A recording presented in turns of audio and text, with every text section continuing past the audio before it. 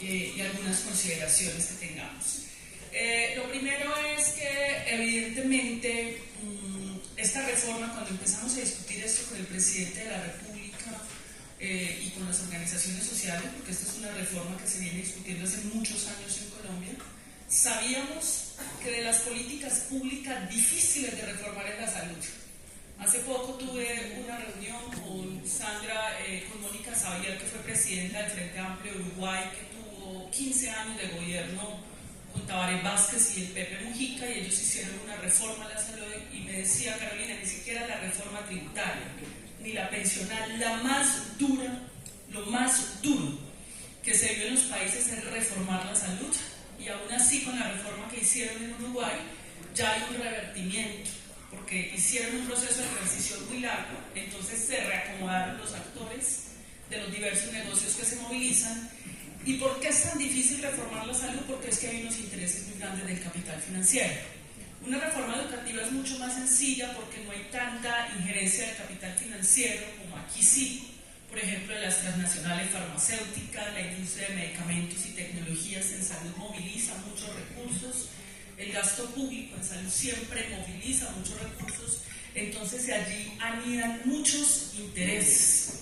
Entonces, en ese sentido, cualquier país que vaya a enfrentar una reforma a la salud va a tener dificultades, además porque es un tema apremiante, es un tema que tiene que ver con la vida.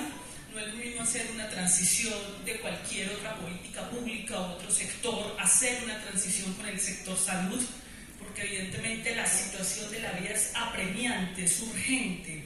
Entonces, en ese sentido, allí es donde uno tiene que ser muy cuidadoso en los procesos reformistas que se adelanten.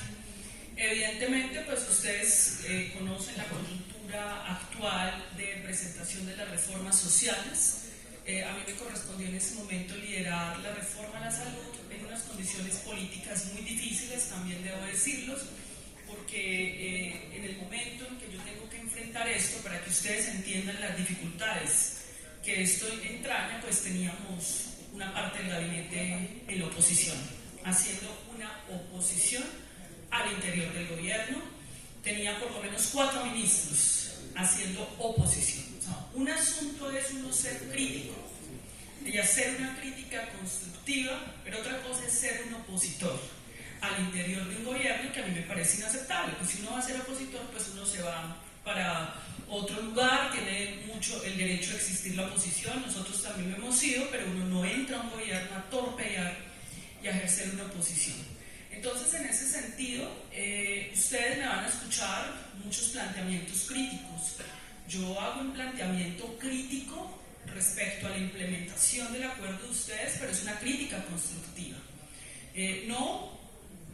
Voy a caer, y creo que no debemos caer en ese oposicionismo obstruccionista que termina entonces desalentando las posibilidades de un cambio, pero yo creo que en el caso de ustedes sí hay que hacer una crítica constructiva respecto al gobierno y con propuestas. Pero volviendo, digamos, a este tema de la reforma a la salud, pues evidentemente ustedes vieron todo lo que se movilizó, se movilizaron sectores del régimen político de este país, encabezados los presidentes de 3 partidos políticos tradicionales, para intentar oponerse a esta reforma.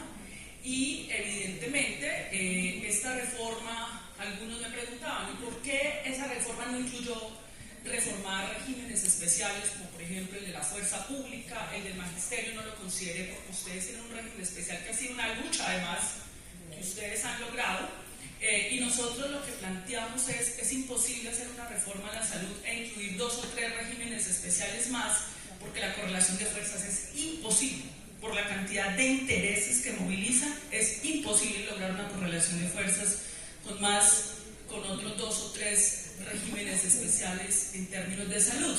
Y además porque nosotros no tenemos las condiciones de proponerle a los maestros, hagamos un solo sistema de salud para todos, pues porque es que este no es un buen sistema de salud. El sistema general de seguridad social tiene muchos problemas y no creo que ni el magisterio, ni las universidades, ni los regímenes especiales pues quieran vivir la situación que se vive en el sistema general de seguridad social y salud. Quizás cuando hagamos una reforma y tengamos un sistema de acceso universal, transparente en su manejo, pues ya será otro momento histórico para mirar si todos estamos bajo el mismo sistema de salud. Pero en esta circunstancia la decisión era solo la reforma del Sistema General de Seguridad Social. Como ustedes bien saben, esa reforma hoy está hundida en el Congreso de la República. El análisis político que yo hago sobre el hundimiento de esa reforma tiene que ver con que las EPS, con quien se había llegado a unos acuerdos, porque la reforma en principio no consideraba a las EPS, daba una transición de 2 años para que las EPS, solo las que tuvieran prestación de servicios de salud, asumieran. Sin embargo, surgió un proceso de negociación política en el Congreso que yo asumí, y en ese proceso de negociación se permitía que las EPS quedaran como gestoras de salud y vida, asumiendo 3 funciones fundamentales. Primera función, la auditoría de cuentas sobre las clínicas y hospitales. Segunda función, la referencia y la contrarreferencia, dado que ellos tienen sistemas de información que han acumulado en el tiempo para poder hacer esa referencia y contrarreferencia del primer nivel de complejidad al segundo, a los terceros niveles de complejidad, etc. Y tercera función que le pusimos fue elaborar unos convenios de desempeño para evaluar y exigir resultados a las clínicas y hospitales, pero sin manejar recursos. Y por eso se le pagaría una suma. Y eso se acordó en la Cámara de Representantes, y eso se haría en una transición de 2 años, y evidentemente es un tiempo prudente, 2 años, para poder hacer una transición, porque ellos continuarían en el sistema, pero no manejarían la plata. Y no manejarían la plata por una circunstancia, es que ya existe el Fondo ADRES, y aquí podemos tener ideas interesantes para la situación de ustedes del magisterio. Ese Fondo ADRES ha funcionado muy bien, pero ese Fondo ADRES es un girador, no es un pagador, es un girador ciego. El ordenador del gasto es la EPS. En este caso, el Fondo ADRES sería un pagador que paga directamente a clínicas y hospitales de acuerdo a un manual tarifario, a una auditoría y a unas exigencias de un convenio de desempeño de cada clínica y un convenio del ADRES con la red de prestación de servicios. Es decir, la gestora hace el convenio con la clínica individual para exigir resultados, pero el ADRES hace el convenio con la red para poder exigirle a esa red economía de escala, para poder exigirle transparencia y para poder exigirle una serie de consideraciones. Así se concibió el modelo que se hundió en el Congreso de la República, y aquí se llegó a un acuerdo con las EPS. La impresión que yo tengo ahora, cuando ya Sura hoy está diciendo, es que voy a pedir el desmonte gradual de la EPS. Tengo la impresión de que tensaron mucho la correlación de fuerzas en el Congreso, terminaron adhiriéndose y alineándose a una oposición obstruccionista y dañina en Colombia, que no quiere sino oponerse al gobierno de Gustavo Petro solo porque es el gobierno de Gustavo Petro y porque es iniciativa del gobierno de Gustavo Petro, y lo que quieren es mantener el status quo a toda consta. Ahí está el Centro Democrático, Cambio Radical, el MOIR, ciertos sectores del Partido Verde que han jugado taxativamente a lo que nosotros llamamos una actitud filibustera. El filibusterismo tiene que ver con torpedear cualquier posibilidad de acuerdo en este país entre el gobierno y cualquier sector para avanzar, y eso es inaceptable. Eso ha debilitado mucho la democracia, porque han inundado el país de mentiras para poder evidentemente obstruir cualquier posibilidad de acuerdo. Y tengo la impresión, Sura y estas EPS sabían que no eran viables en el actual sistema de salud. Eso lo sabíamos. Eran 157, se iban liquidando, nunca tuvieron reservas técnicas y sistemas de reaseguro para soportar deudas. Es un sistema que hizo agua, tiene deudas superiores a 25 billones de pesos.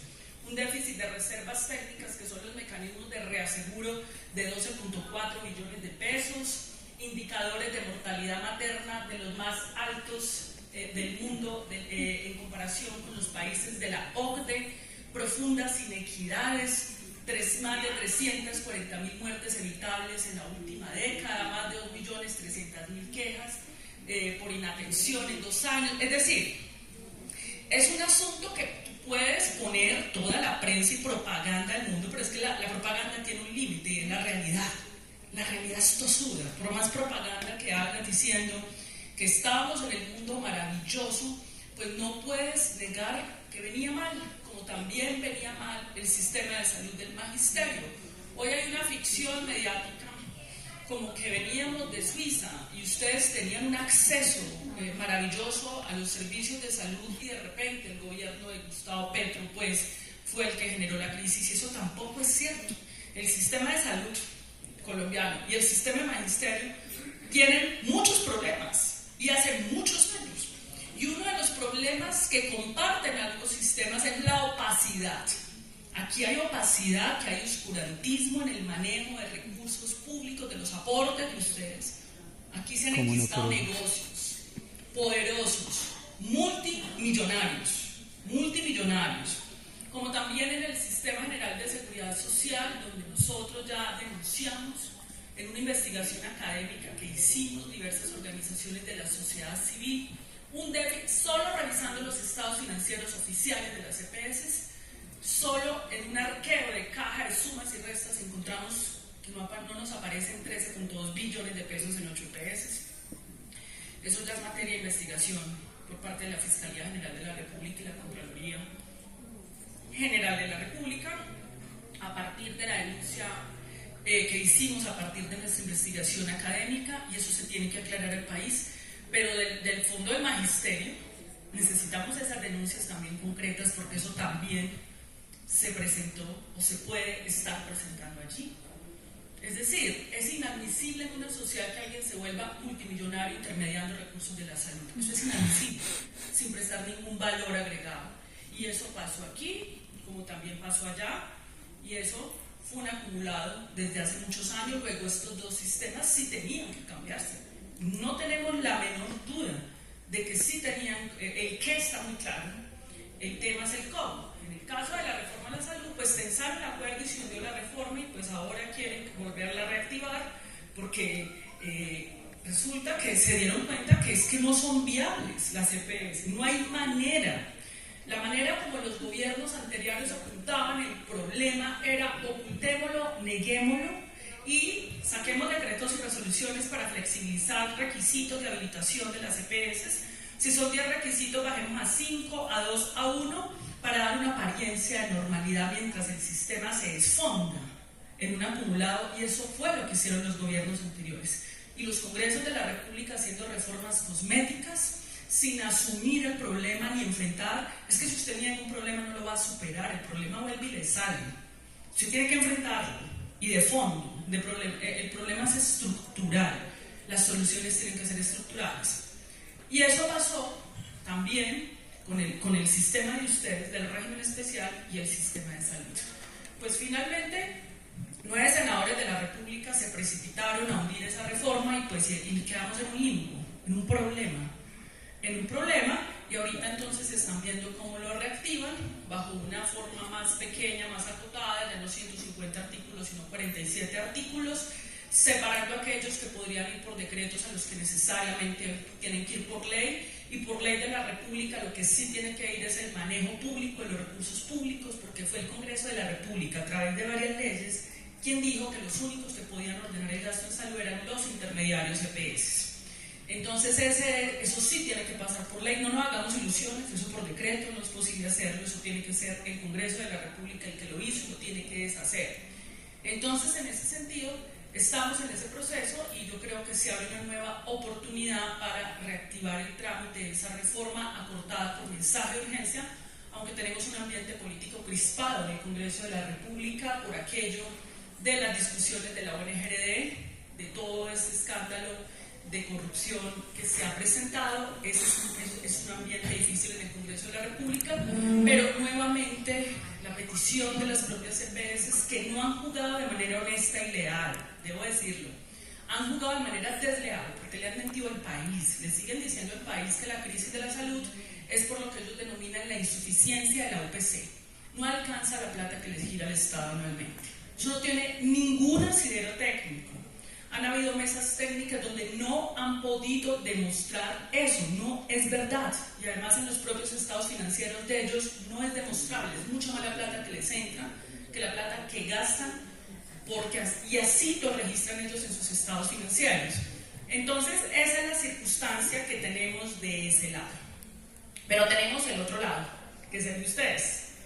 Compartimos un diagnóstico y es: sí se necesitaba hacer una reforma al sistema del magisterio, porque terminó el magisterio entrampado en las mismas perversiones del Sistema General de Seguridad Social y Salud, porque sí había problemas de acceso, porque es inaceptable que el magisterio, teniendo una UPC superior, 1 millón de pesos más, es la UPC del magisterio respecto a la del régimen contributivo, tenga tasas de mortalidad materna e infantil por encima del promedio nacional. Es peor lo del magisterio, porque es más plata por cada uno de ustedes, es mayor la cotización. Entonces, en ese sentido, sí se necesitaba, y de eso no tenemos la menor duda. Pero ahora la discusión es: ¿y qué pasó allí? ¿Qué pasó? Yo estuve revisando el modelo, yo escribí un artículo, no sé si a ustedes les llegó el artículo para la revista Sur, haciendo un análisis que quisiera que ustedes conocieran ese artículo. Leí el modelo, me parece un buen modelo. Evidentemente no es cierto que el régimen, que ustedes sean el piloto de la reforma a la salud, pues eso es absurdo, porque es que esto es un régimen especial. Aparte de eso, la reforma a la salud está pensada bajo un componente territorial, y el magisterio tú no lo puedes pensar en términos territoriales, porque el territorio es la escuela, es el colegio, pero no es el barrio, porque hay dispersión. Porque tú tienes maestros en Bogotá, por ejemplo, en Bogotá el 60% están en 2 localidades, creo que es Suba y Engativá donde está el 60%, y eso son 2 ciudades cada una prácticamente. Entonces tú ahí, y Kennedy, entonces tú ahí tienes que hacer otro tipo de cosas. Entonces, dentro del modelo se asimila que la UPC va a tener como del magisterio, como 2 partes. Una parte para el nivel primario, pero el nivel primario tiene que ser distinto para ustedes, porque el territorio es la escuela para hacer la prevención, el colegio, la prevención, la promoción, e inclusive con la plata que se tiene, hacer trabajo domiciliario de detección temprana, porque los recursos alcanzarían para hacer algo así. Y lo otro, o la otra parte de la UPC, es para la mediana y la alta complejidad. Entonces así fue planteado. Pero además se planteó que para eso la FIDU previsora, porque la reforma del magisterio está pensada en términos de que los operadores no son intermediaciones, y son intermediaciones que terminaron haciendo integración vertical. Ojo, con la plata de ustedes construyeron clínicas, que las hicieron propias, y se pagaron a sí mismos y se contrataron a sí mismos, así como lo hizo Sanitas, que construyó grandes clínicas.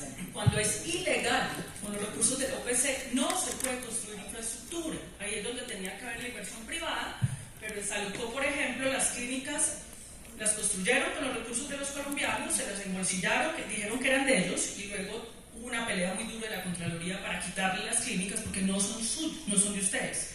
Son de la nación colombiana, porque les pagaron con los recursos de la OPC. Eso mismo pasó, porque tú tienes un operador que recibe una masa muy grande de dinero, de recursos. En el caso de ustedes son 13 millones al año, ¿cierto? 13.5 millones de pesos. En el caso del Sistema General de Seguridad Social este año ya vamos por los 92 billones de pesos al año. Estamos hablando del segundo presupuesto más alto de la nación. Y ustedes, los 13 billones de pesos con los aportes que ustedes hacen, y los aportes además que hace la nación, y se recibe una masa de recursos muy grande por ese operador, y ese operador hace integración vertical, y eso es perverso, y eso por supuesto que tenía que modificarse.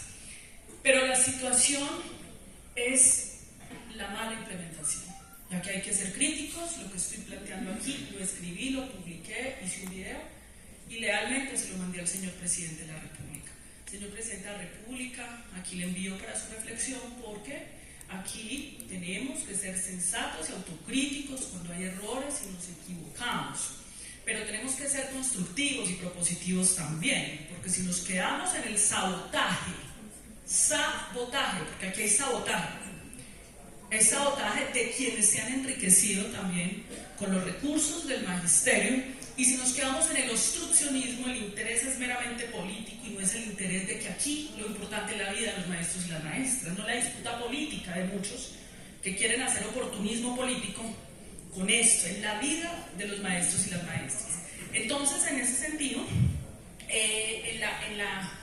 en el modelo que constituye el acuerdo 03, que a mi juicio está bien planteado, va en el sentido correcto, se planteaba que tenía que haber un mes de alistamiento. Eso no pasó, no lo podemos negar, eso es una realidad, eso no pasó. ¿Y qué fue lo que en ese mes de alistamiento que se tenía que hacer?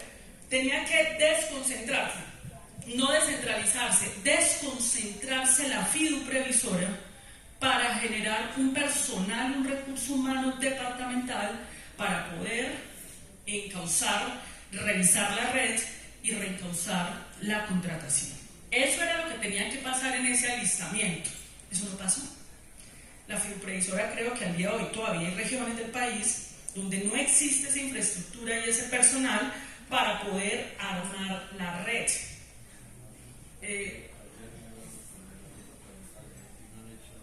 Exacto.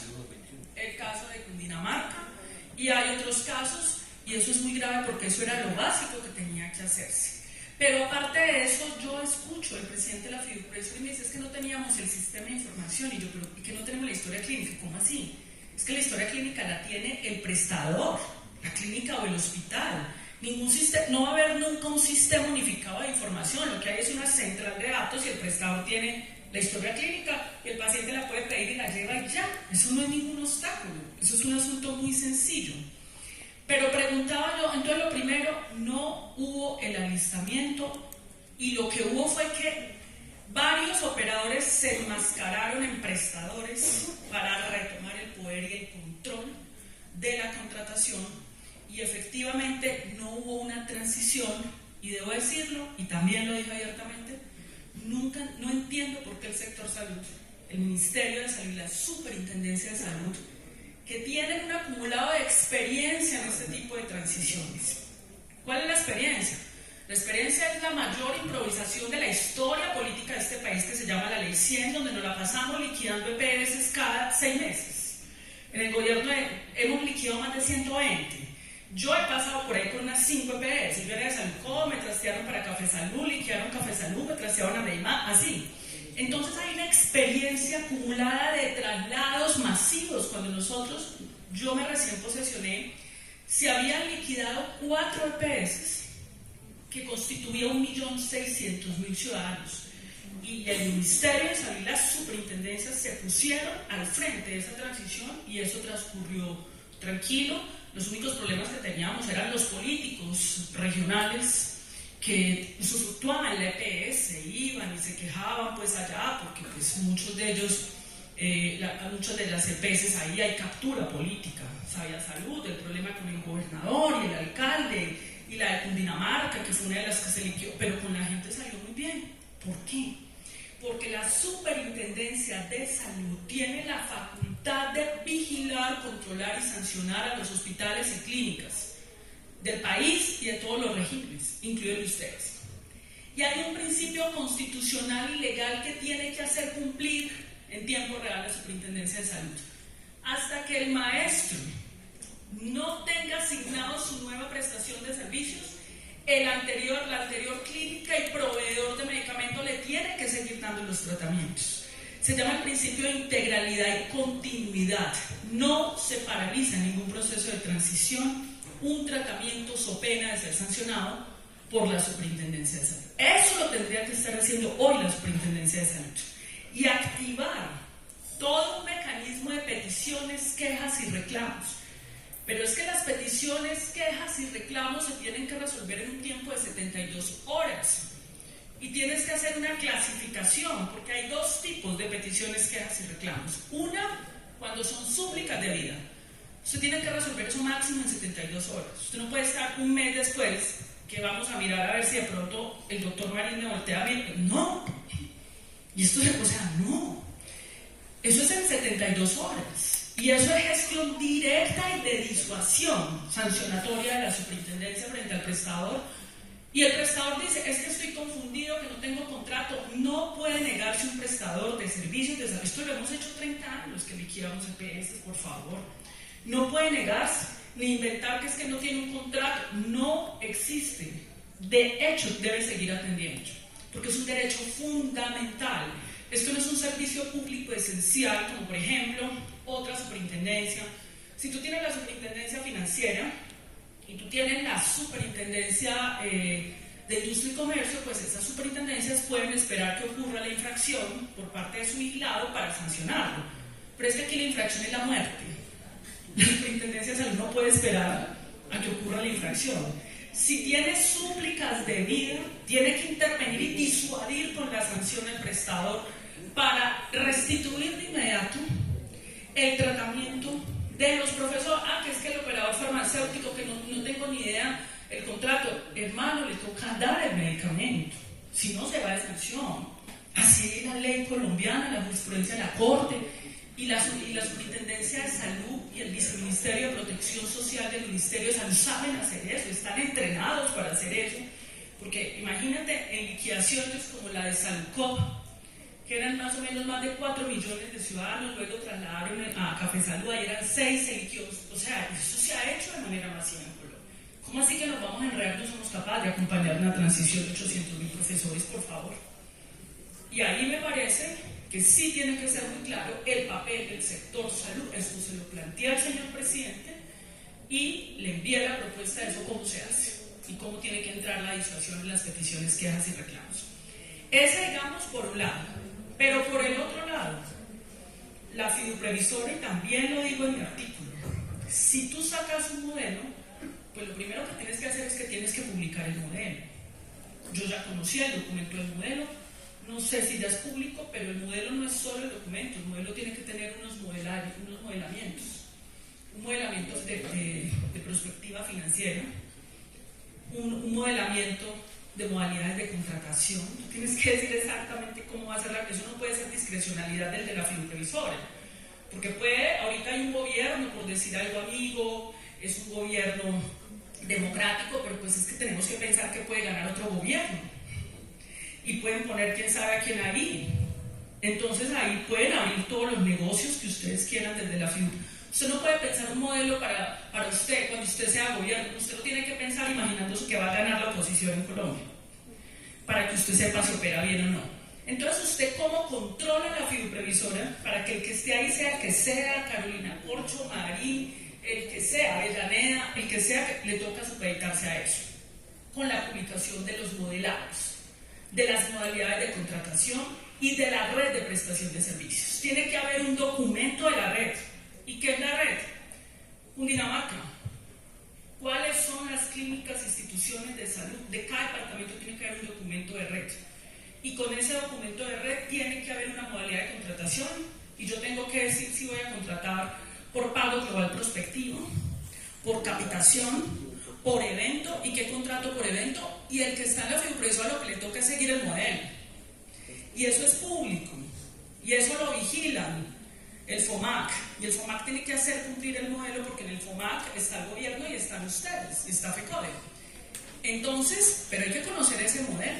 Eso no es que yo voy a aparecer en Cundinamarca a ver si me encuentro. No, es que hay estudios de red. El Ministerio de Salud y Protección Social tiene mapeado este país, mapeado, sabe en cuál calle de Bogotá hay una clínica, qué servicios presta, porque hay algo que se llama el RED, los sistemas de información, donde se habilitan los prestadores son en las secretarías de salud, pero toda esa información sube al Ministerio de Salud. Y el Ministerio tiene el mapa de esa red y tiene que, ustedes deben pedir, yo ya se lo pedí al presidente, le dije, señor presidente, le mandé el documento, aquí tiene que publicarse el estudio de red, tienen que publicar las modalidades de... Eso es lo que va a disuadir a la corrupción y eso tiene que ser público. Y todos tenemos que saber a quién van a contratar en Cundinamarca y por cuánto. Y en esos comités de prestación donde participan ustedes, que tienen que ser vinculantes, porque hagan de cuenta que, supongamos X, pasaron 10 años, ganó por allá, quién sabe qué el gobierno, y ponen un bandido en la fiduprevisora. Haciendo suposición o alguien. Entonces, los sistemas tienen que tener sistemas de contrapeso.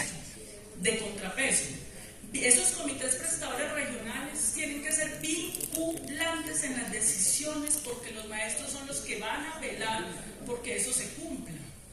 Porque si no, van a armar es otro negocio. Yo lo que estoy viendo es que otra vez se está reacomodando el negocio, los que estaban ahí.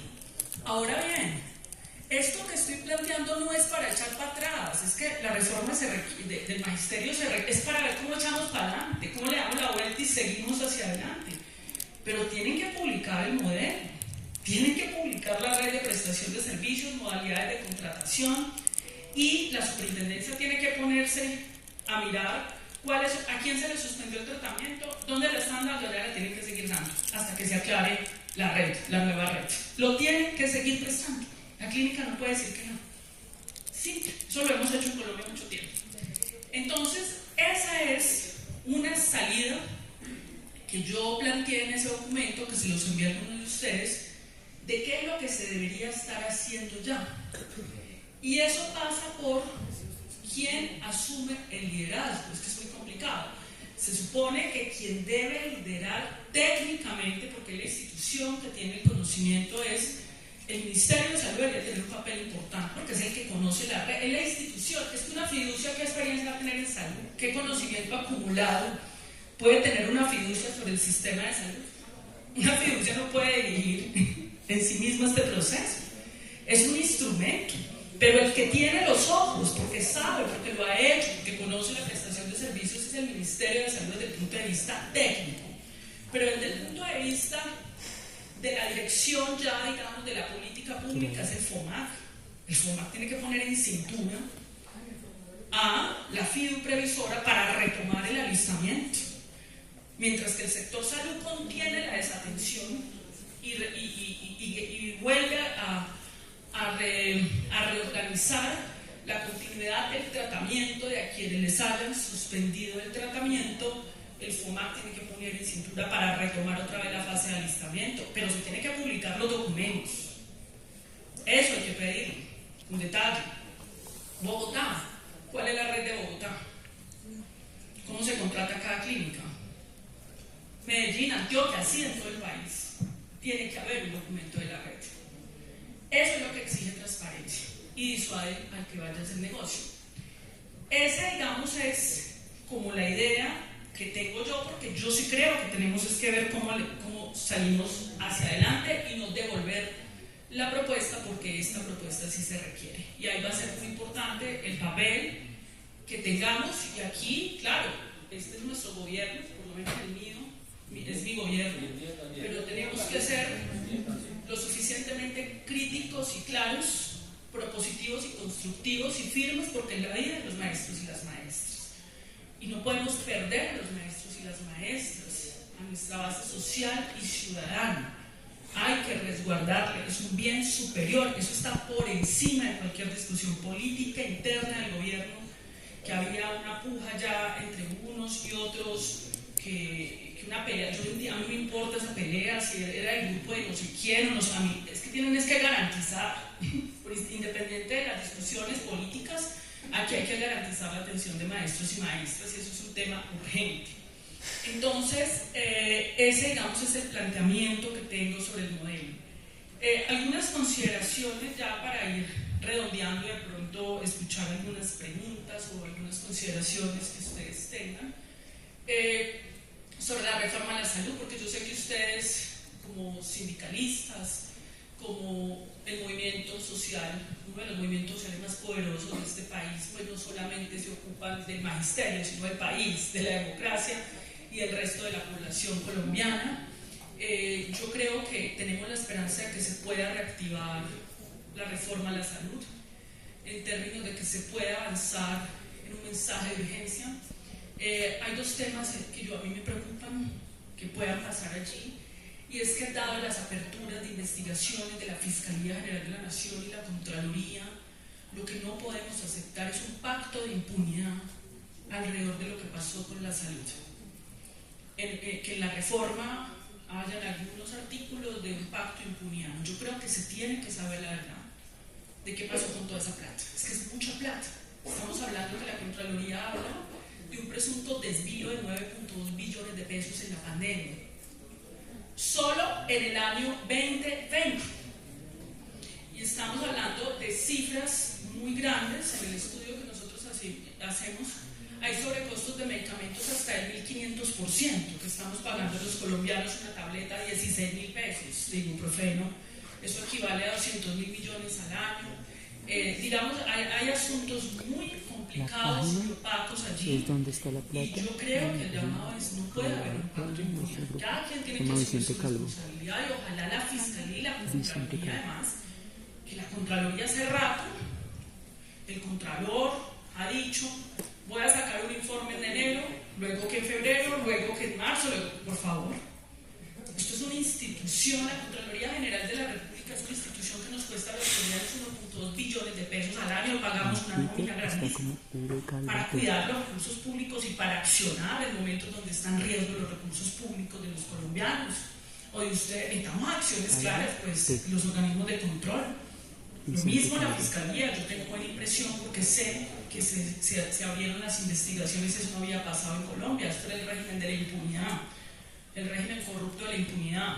Entonces, en ese sentido, eso va a ser muy importante. Pero segundo punto que me preocupa del articulado es que, si bien están las gestoras de salud y vida, en el acuerdo de la Cámara de Representantes se había quedado que se les iba a pagar un 5% de la OPC sobre la mediana y alta complejidad por las tareas que tienen que hacer, y que se iba a dejar un 3% como incentivos por resultados a una clínica que lo haga bien, a todos.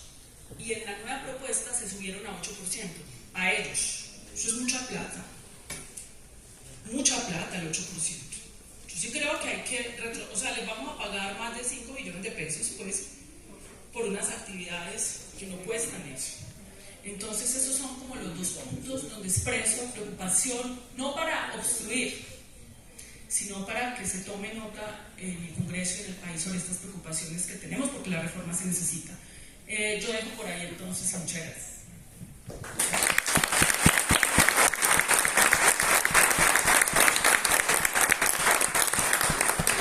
Doctora Carolina, muchísimas gracias. Nos queda claro que la esencia de esto es garantizar la prestación del servicio médico. Eso es, obviamente hay que ajustar muchísimas cosas, así como lo plantea la doctora, y le agradecemos por su participación. Y pues ahora vamos a dar paso a unas preguntas y de pronto inquietudes e intervenciones, que por favor no sean más de 2 minutos cada uno, por favor, porque la doctora tiene otras obligaciones. Entonces, presidente Rodrigo, bueno, ahorita debe que darle el espacio de su presentación, porque él estuvo acá muy juicioso con los secretarios generales, y después el profesor Santa María. Presidente. Bueno, compañeras y compañeros, doctora Carolina, realmente un fuerte abrazo. Aquí nos sucedió exactamente todo lo contrario. Exactamente todo lo contrario.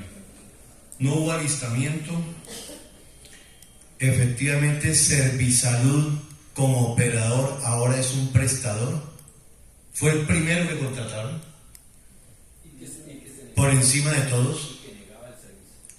No hay prestación del servicio, no hay integralidad, no hay continuidad. No es clara la red de prestación de servicios. Son tan sinvergüenzas. Yo soy bien grosero, pero no. Son tan sinvergüenzas, qué pena con la doctora Simón, que contrataron a Ramédica, centralizaron la dispensación de los medicamentos. Tenemos 116 municipios y 15 provincias, y nos ofrecieron 10 dispensarios en el departamento. Y son tan desgraciados, tan malditos y tan sinvergüenzas, que nos dicen: ahora ustedes ayúdenos en su municipio a ver qué droguería nos puede prestar el servicio. O sea, qué desgracia. Después de que hacen los negocios, después de que no prestan el servicio, nos dicen ustedes solucionan. Yo creo, doctora Carolina, que aquí hay que hacer un llamado bien serio al Ministerio de Salud. Porque si el Ministerio de Salud tiene la información, ¿por qué carajo, y si tienen que estar controlando, por qué carajo no ha asumido el papel en la implementación del modelo de salud de los maestros?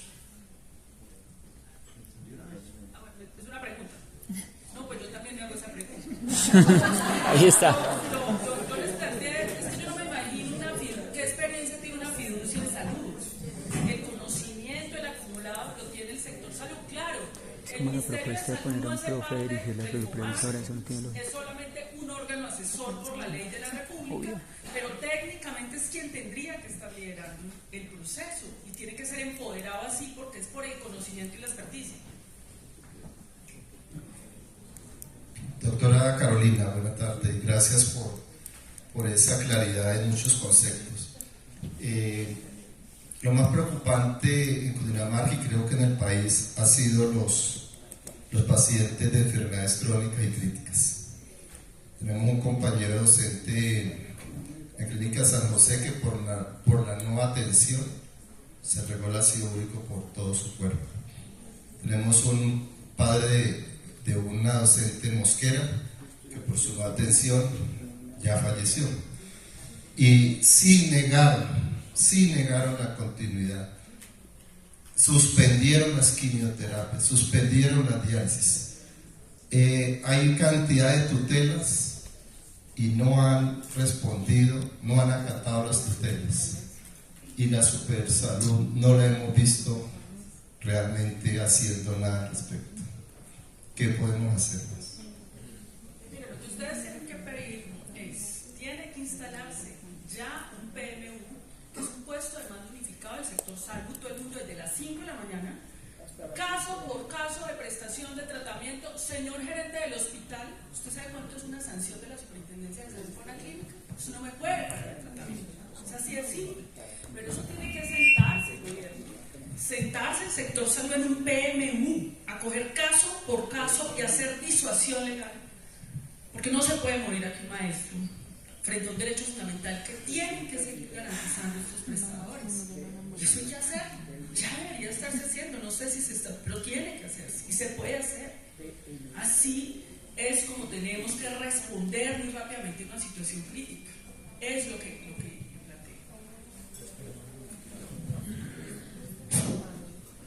Bueno, muy buenas tardes. Saludo muy especial a la doctora Carolina y a todos los secretarios que nos acompañan hoy. Mi nombre es Eber Castro, soy secretario de Asuntos Laborales y Jurídicos de nuestra Asociación de Educadores de Cundinamarca. La crisis en esta prestación, en este modelo de salud ha sido terrible. O sea, estamos completamente angustiados, preocupados, porque lo que hemos visto en el transcurso de este mes ha sido supremamente terrible. Tenemos maestros sin atención y a sus familiares. Quien debe garantizarnos a nosotros una buena prestación de salud, pues obviamente es el gobierno nacional, que es nuestro patrón. Estamos en el FOMAC, pues la presencia de los 3 ministros, y en este último proceso pues se ha integrado, creo que es como con una asistencia técnica al Ministerio de Salud, pero no tenemos esas garantías. Sí, es innegable que se apresuraron en este cambio de modelo, o sea, es completamente innegable, la realidad no la podemos tapar. Quien dijo que este modelo iba a ser el ejemplo para el sistema fue el mismo ministro de Salud, cosa que nos preocupa. Pero hay algo mucho más grave, porque lo que hemos visto en estos días y con el cambio de tantos personajes en el FOMAC y en la fiduprevisora, porque a quienes han nombrado, creo que esta mañana el presidente lo decía, han renunciado. Y de la reunión de ayer, compañeros, pues yo quedé muy preocupado porque estas 2 personas que entran no sabían absolutamente nada. Están recién nombrados solamente 2 personas en un regional donde debería tener un equipo de 25 personas. O sea, no han contratado ni a los funcionarios, ni siquiera hay sedes todavía. Es que no hay sedes. Ayer le pedían a FECODE y a ADE que si les podía prestar las oficinas para funcionar. Ya esto es de una gravedad impresionante, compañeros. Parece chiste, pero es completamente grave. algo que dijimos antes, porque estábamos todos de acuerdo en que debía mejorar el sistema de salud de los docentes, pero nos preguntábamos mucho por los manuales tarifarios y nunca nos dieron razón de eso. Y hoy escuchaba que es que a las IPS, cuando en el régimen general alguna operación, no recuerdo cuál, recibían 6, 8 millones, aquí les ofrecieron 1,5 millones. O sea, ¿cuál IPS va a participar con eso? Entonces, compañeros, no puede ser otra la exigencia a quienes les corresponde, es para que terminen esa contratación y salven la vida de los docentes y de sus familias. Muchas gracias.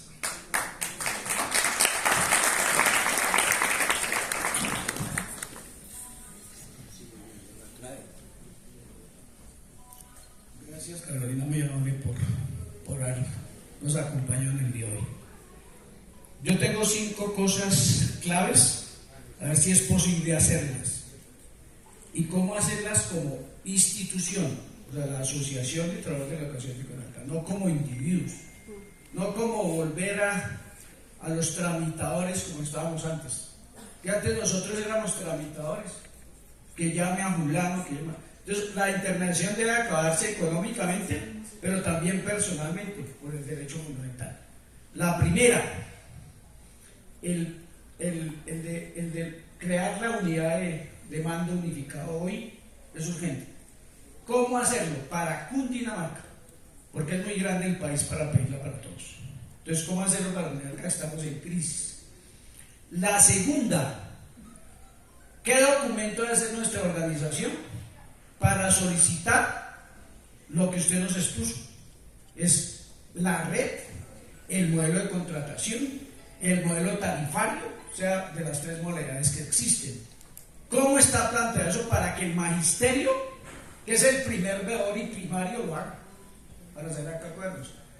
Tercera, ¿cómo hacer para que UTE Servisalud, que venía atendiendo a los pacientes en casa, que atendía los casos de oncología, de medicina de cáncer, los suspendieron? ¿Cómo hacer que ellos hoy en la crisis lo tengan que seguir atendiendo porque lo suspendieron? Pero UTE Servisalud cambia su figura y hoy se llama IPS Servisalud UCL. Son los mismos, la familia Castillo en pintura. Y la última, ¿cómo lograr que se cumplan no en el primer nivel, ni segundo, ni tercero, es en todo nivel? Aquí los casos nos preocupan del segundo y tercer nivel y complejidad y enfermedades huérfanas. Pero ¿qué hacemos también con los centros de atención primaria del departamento de Cundinamarca con la topografía que tenemos? Y es que hay regiones en nuestro departamento que no tienen claro cómo generar el proceso de atención primaria, cuando el modelo dice que pueden unirse 5 municipios. Entonces yo hablo de Zipaquirá y tenemos el QCL, pero sin medicamentos. El primario lo tiene Girardot, pero sin medicamentos. FACA, pero sin medicamentos. O sea, a pesar de que cambiaron la IPS y parece que hay negocio ahí, están atendiendo, pero no a medicamentos, sino porque 2 pulpos de la farmacéutica en Colombia quieren quedarse con la contratación. Y quieren que nos devolvamos al modelo anterior. Eso es lo que están buscando. O sea, que el modelo del magisterio, o sea, los enemigos de Petro, que son fuerzas políticas hoy vivas en el departamento y en el país, dicen que ese modelo fracasó. Yo digo, ese modelo está bien puesto, lo que hay que exigir es que se cumpla. Entonces la última pregunta es, ¿cómo puede jugar ADRES en el tema del pago? Porque se acerca pagos. O sea, estos primeros 5 días, o sea, la otra semana van a llegar cuentas de cobro tarifario o como no tarifario, pero ya están alistando todo el cobro el primer mes. ¿Qué puede lograr para que eso no se camufle en corrupción, en despilfarro económico, y ADRES nos pueda ayudar? Muchas gracias. Muchísimas gracias. Pero había otra pregunta, ¿no? Bueno, Eduardo, compañero. Yo saludo muy respetuoso. Admiración por ella, ¿no? Esa inteligencia.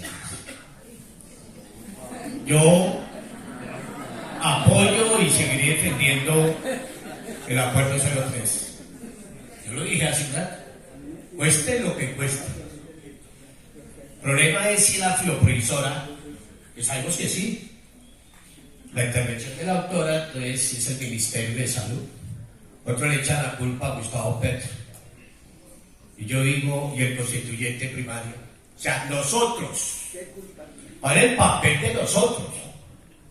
¿Qué tenemos que hacer nosotros, que llaman las bases o las masas?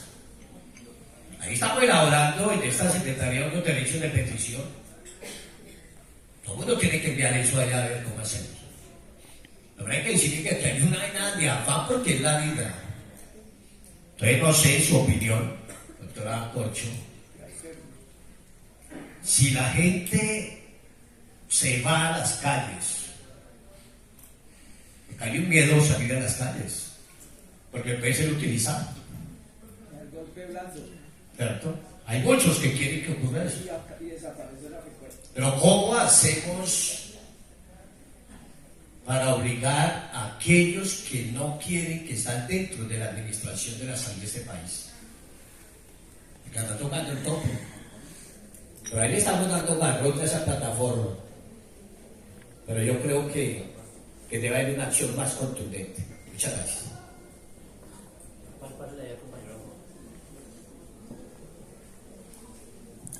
Muchas gracias.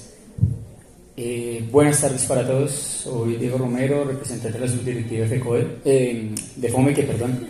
Ya no quiero. Pero un chiste. Qué pena. A ver, un comentario inicial, como una recomendación.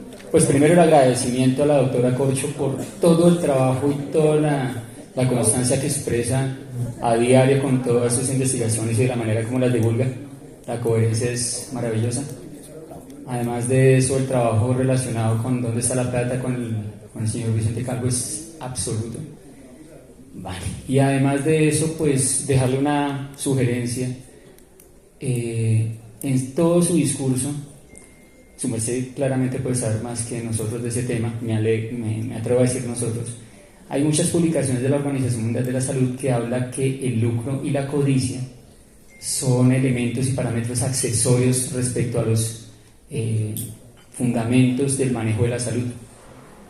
Y es algo que incluso el presidente Petro habló y divulgaba en cualquier sitio que iba, cuando iba a la elección, o sea, cuando iba a hacer las elecciones, cuando fue elegido y después de las elecciones en la ONU. Bueno. Entonces esa es la sugerencia, como que hablen de ese tema, de por qué el lucro y la codicia son accesorios, que eso es un asunto que creo que la academia está en deuda, formar a las personas para que puedan tener una posición política real. La segunda es, en FOME, que hubo unas entrevistas con la gerente nueva del hospital San Vicente de Paúl, y por algún motivo ella comentaba que uno de los documentos que llegó de la fiduprevisora decía que habían 7.500.000 para atender 98 docentes, ¿sí? Aunque el documento no lo han publicado, ¿cierto? Porque también puede ser una tergiversación. Puedo preguntar acá en este momento es de qué manera o qué se conoce de ese tipo de vinculaciones, porque si no hay red, entonces ¿por qué están enviando documentos, ¿sí?, a las IPS y de qué manera se están vinculando? No sé si es claro, creo que hasta ahí es.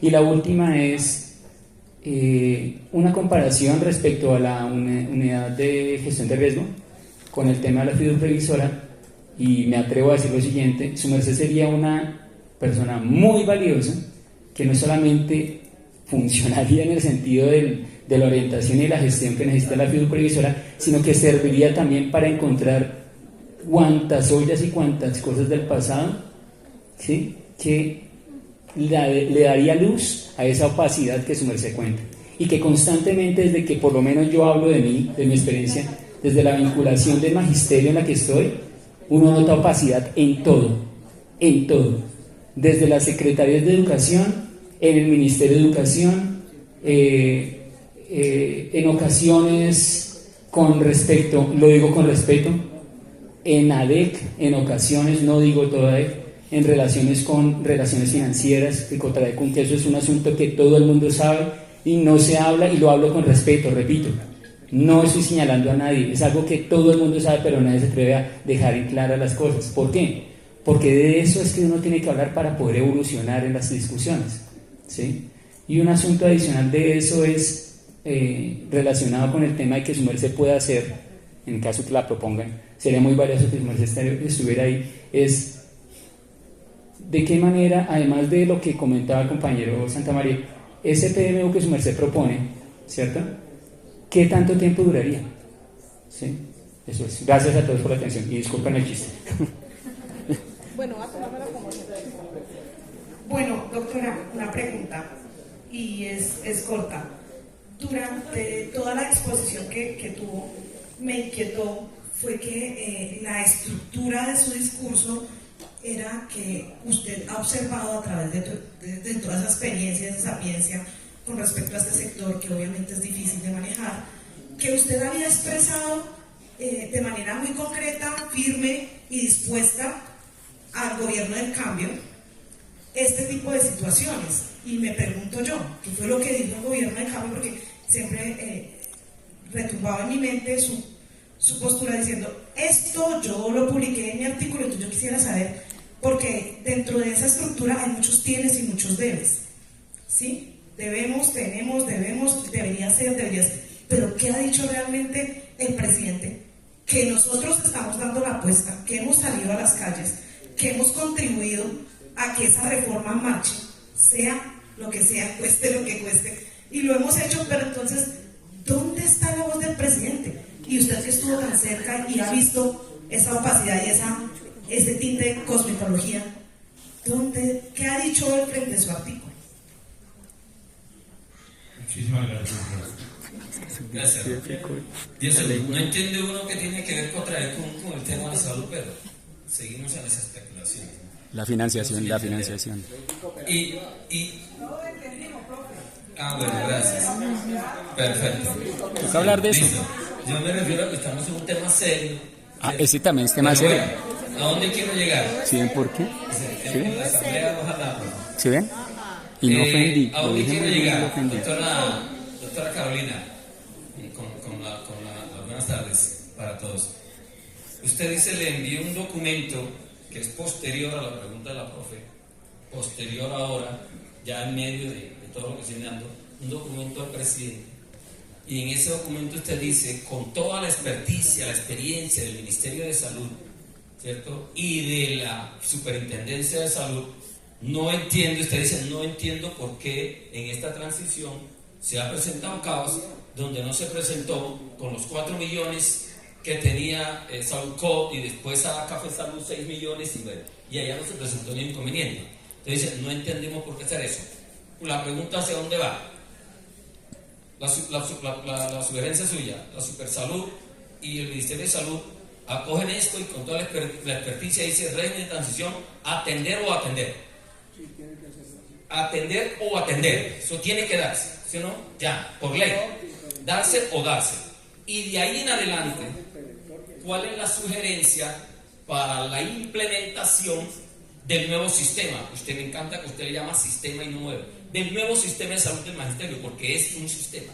El modelo ya sabemos cuál es y no ha cambiado.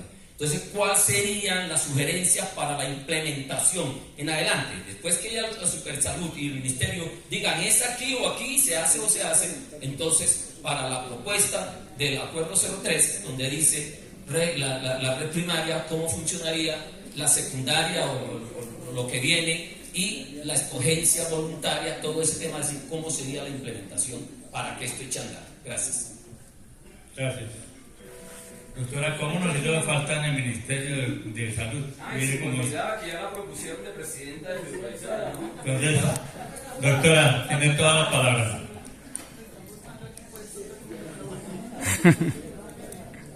Bueno, no, mi propuesta es, digamos, ese documento es un artículo que yo escribí en la revista sobre el cual ustedes pueden acceder. Yo se lo mandé a varios miembros del gobierno. ¿Cuál es la respuesta? Pues no sé, porque yo no estoy en el gobierno.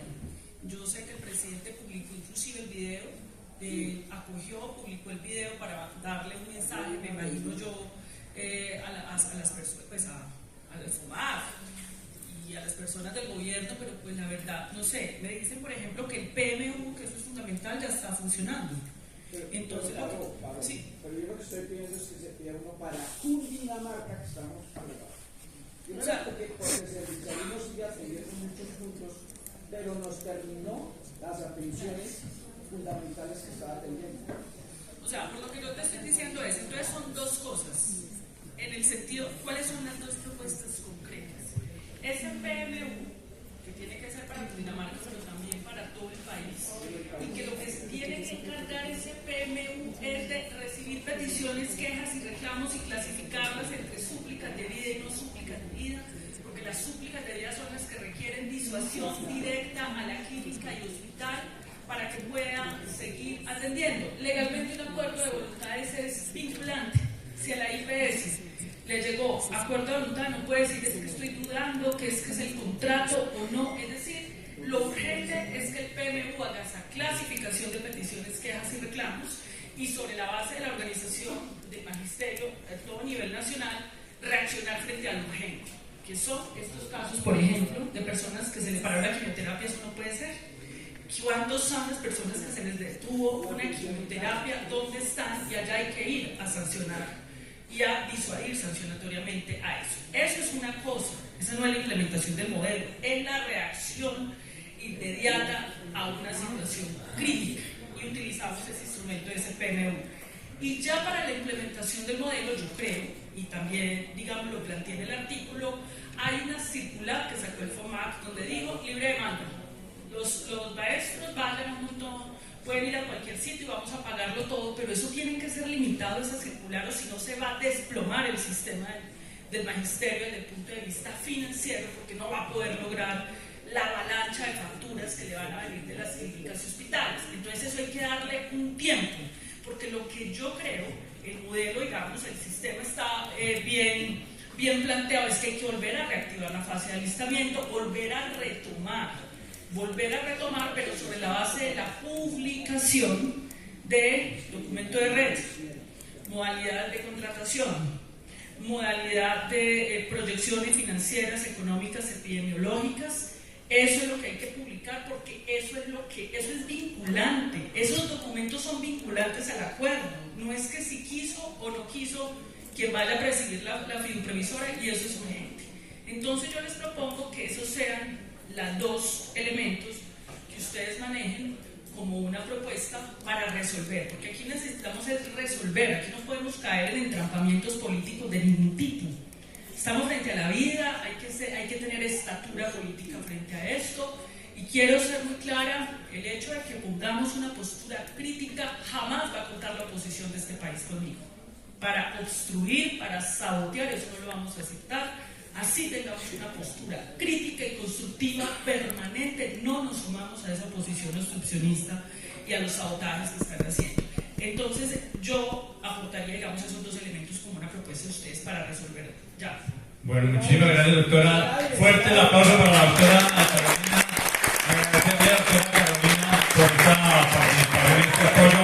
¡Viva el magisterio de Cundinamarca!